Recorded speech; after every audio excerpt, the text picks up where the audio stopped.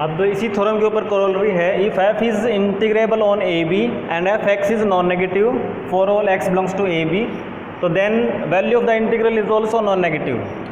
तो प्रूफ बड़ा ही सिंपल है, since F x is greater than equal to 0 for all x belongs to A B.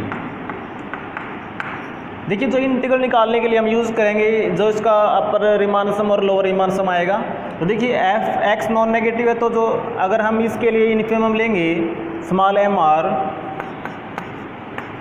वो भी तो नॉन नेगेटिव आएगी for all r equal to 1 2 3 up to n के लिए। और अगर हम इसको मल्टीप्लाई कर देते हैं एम आर को डेल्टा आर से, और उस पर हम समेशन ले रहे हैं आर फ्रॉम 1 to n, तो वो भी तो नॉन नेगेटिव रहेगा कि नॉन नेगेटिव्स का सम करेंगे।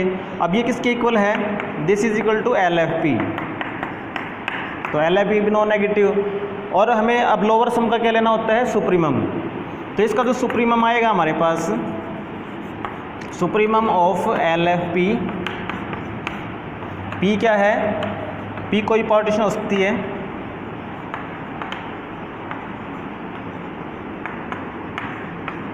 तो इस सेट का जो सुप्रीमम आएगा वो भी तो नॉन नेगेटिव रहेगा। और इसको हम क्या बोलते हैं, इसको बोलेंगे हम lower integral a to b f d x is non negative. और सिमिलर केस हम करेंगे, सिमिलर केस क्या आएगा हमारे पास, जैसे ये नॉन नेगेटिव है तो जिसका कैपिटल एम आर, वहाँ से क्या आएगा फिर वो non negative for all r 1 2 up to n. और उसके बाद फिर इसके लिए जो हम बनाएंगे upper sum U f P, वो भी नॉन नेगेटिव। इसके बाद अगर हम इसका लेंगे infimum, infimum of the U f P where P is a partition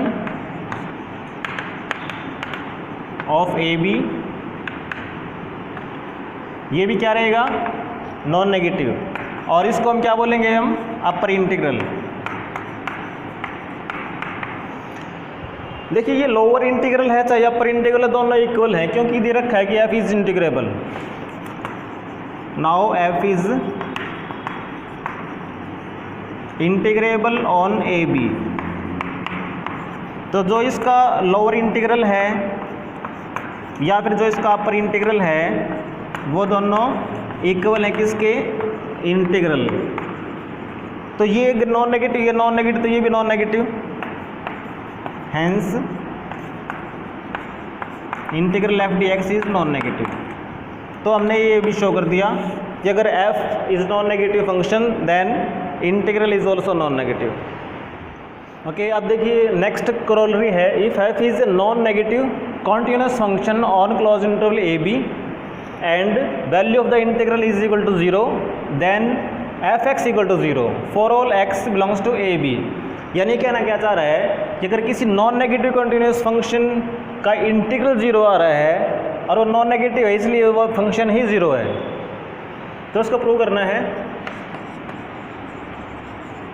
सबसे पहले देखिए बता रखा है कि ये कॉन्टिन्यूस फंक्शन है, since f is a continuous function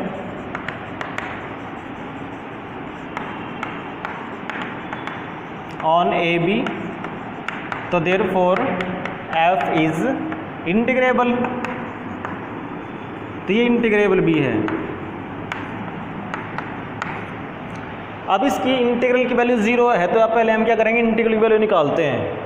तो now let P x naught x1 x r minus 1 x r, और ये x n be any partition of a b where, यहाँ पर हमने ये पार्टीशन कुछ ऐसे ली है कि जिसका जो नॉर्म होगा वो क्या होगा, लेस देन डेल्टा होगा। अब निकालते हैं value of the integral a to b f d x, limit norm P tends to 0, और यहाँ पे क्या लिखेंगे हम, summation r from 1 to n f of xi r, और ये डेल्टा आर। अब बता देते हैं डेल्टा आर क्या है, एक्साई आर क्या है, जो एक्साई आर है वो तो है rth इंटरवल में कोई भी पॉइंट हो सकता है, और डेल्टा आर क्या है, डेल्टा आर आपके पास इसकी लेंथ, यानी इसमें से घटा दें, ये है। अब हमें ये दे रखा है कि जो ये इंटीग्रल है इसकी वैल्यू 0 है, तो इसका मतलब क्या बना कि इसकी वैल्यू 0, लिमिट इसमें क्या आएगा, n टेंड्स टू इन्फिनिटी बन जाएगा, और ये summation r from 1 to n f of एक्साई r, और डेल्टा आर की वैल्यू है हमारे पास, और डेल्टा आर। अब देखिए ये 0 हो रहा है, but f x is non negative for all x belongs to A b, यानी ये तो कहीं पर भी नेगेटिव नहीं है और ना ही ये नेगेटिव है।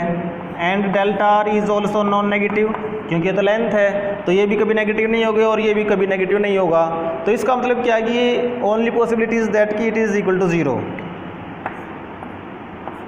Hence f of xi r delta r equal to 0 for all r up to n। अब डेल्टा आर तो 0 होने से रहा, क्योंकि हमने पार्टीशन ले रखे हैं, इसका मतलब ये 0 है। This implies f of xi r equal to 0 for all r 1 to up to n।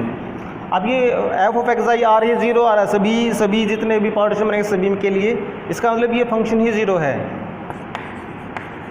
Hence f x equal to 0 for all x belongs to A B.